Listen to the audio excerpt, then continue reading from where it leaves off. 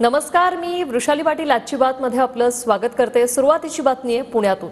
पुण्यात भिंतीला हिरवा रंग देत फुलांची चादर चढवल्याचा प्रकार समोर आलाय। सदाशिव पेठेतील ज्ञानप्रबोधिनी शाळेजवळील हा प्रकार आहे। तर हिरवा रंग दिल्यानंतर खासदार मेधा कुलकर्णींनी यावर भगवा रंग दिला। शाळेच्या आतील बाजूस पीर बाबाचं मूळ स्थान असल्याची माहिती आहे। भिंतीला हिरवा रंग देणारा मूळ जागेचा मालक असल्याची माहिती आहे। तर पुण्यात भिंतीवरून झालेल्या प्रकारावर उद्या बोलणार असं मेधा कुलकर्णी म्हणाल्या। पुण्यात भिंतीवरील रंगावरून झालेल्या प्रकाराचं नेमकं कारण काय? पुण्यात सदाशिव पेठेतील ज्ञानप्रबोधिनी शाळेजवळील भिंतीला हिरवा रंग देत फुलांची चादर चढवल्याचा प्रकार।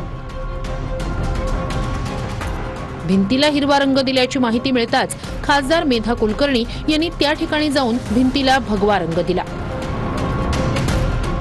महाराष्ट्रासह इतर अनेक ठिकाणी हे प्रकार वाढलेत। मेधा कुलकर्णी छोटेखानी स्वरूप असलेली ही स्थळं अचानक काबीज केली जातात। कुलकर्णी यांचं वक्तव्य।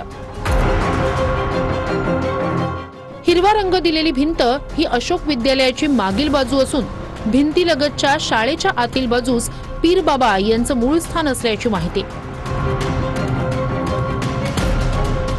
भिंतीचा रंग खराब झाल्यानं मूळ मालकानंच, जो मालक हिंदू आहे, त्यानं हिरवा रंग दिल्याची माहिती।